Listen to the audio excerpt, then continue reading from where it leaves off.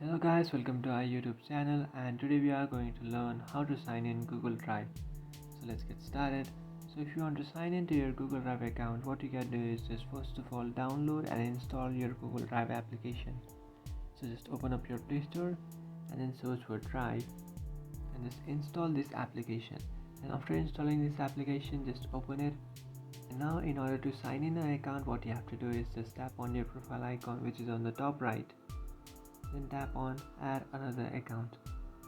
After tapping on add another account, now what you can do is just enter your email address or your phone number. And I would like to enter my email address. After entering your email address, just tap on next. After tapping on next, now you have to enter your account's password. After entering your account's password, just tap on next.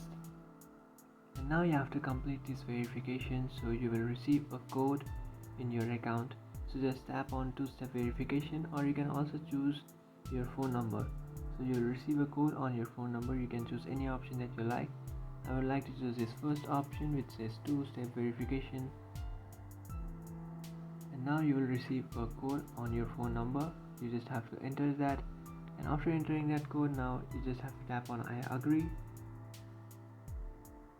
So after tapping on agree, you can see I have successfully signed into my Google Drive account.